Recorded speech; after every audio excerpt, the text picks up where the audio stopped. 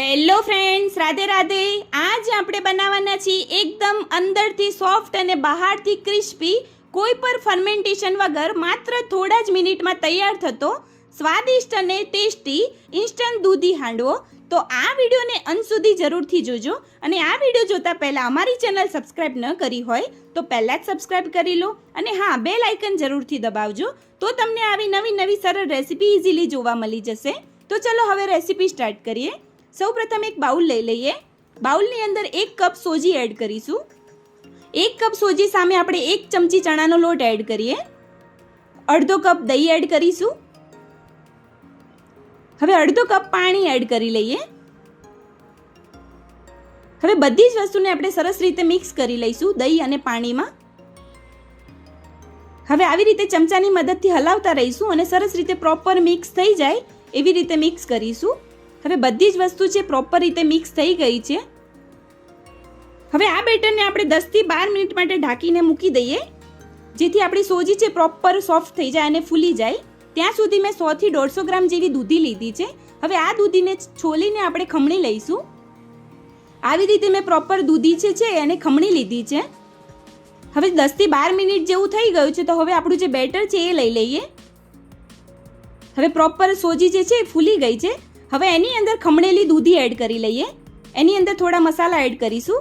1 ચમચી આદુ મરચાં લસણની પેસ્ટ, સ્વાદના એકોર્ડિંગ મીઠું એડ કરીએ, થોડું ધાણા જીરું પાવડર, થોડું લાલ મરચું પાવડર, થોડી હળદર, થોડી હિંગ એડ કરીશું.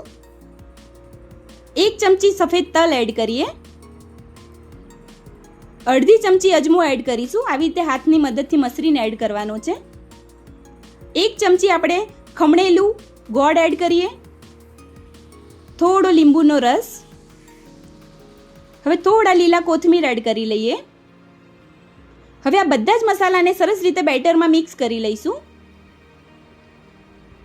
આવી રીતે બધા મસાલા ભળી ગયા છે પ્રોપર રીતે અને સરસ રીતે આપણું એક હાંડવાનું બેટર તૈયાર થઈ ગયું છે. હવે આપણો હાંડવો સોફ્ટ અને સ્પોન્જી બને એના માટે 1 ચમચી ઈનો એડ કરીએ. અને ઈનો એક્ટિવ થાય એના માટે ઉપરથી થોડું 2 ચમચી પાણી એડ કરી લઈશું. હવે ઈનોને સરસ રીતે મિક્સ કરી લઈએ બેટરમાં.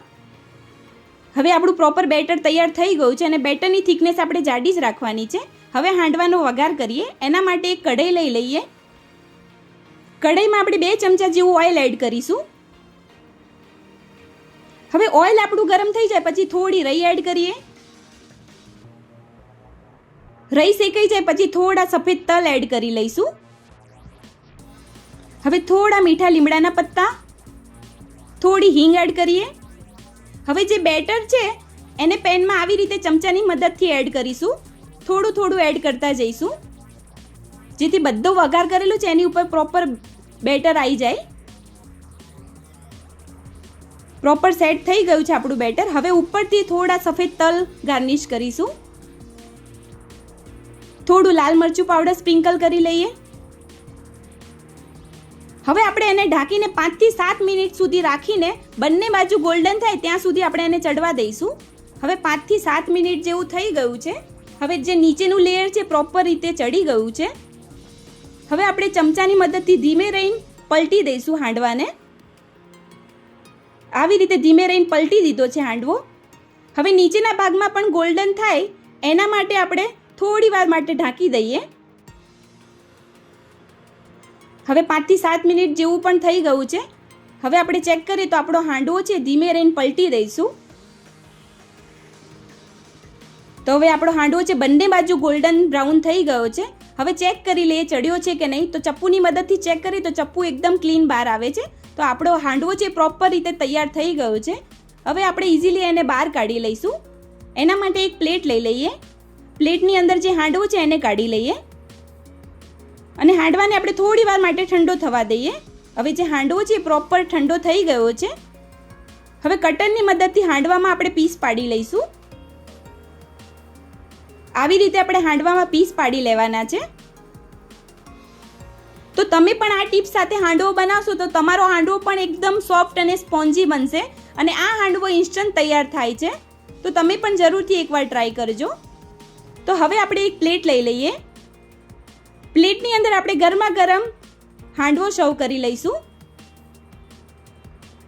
તો મિત્રો તૈયાર થઈ ગયો છે આપણો એકદમ ઇન્સ્ટન્ટ બનતો દૂધીનો હાંડવો. તો તમે પણ આ રીતે જરૂરથી એકવાર ટ્રાય કરજો. તો મિત્રો તૈયાર છે આપણું એકદમ ટેસ્ટી, સોફ્ટ અને ક્રિસ્પી ઇન્સ્ટન્ટ દૂધીનો હાંડવો. તો તમને આ હાંડવાની રેસીપી વિડીયો કેવો લાગ્યો એ કમેન્ટમાં જરૂરથી કરજો. અને હા, વિડીયોને લાઇક કરજો અને તમારા ફ્રેન્ડ્સ ફેમિલી મેમ્બરમાં શેર કરજો. હવે ફરી મળીશું આવી નવી રેસીપી ટિપ્સ સાથે. રાધે રાધે.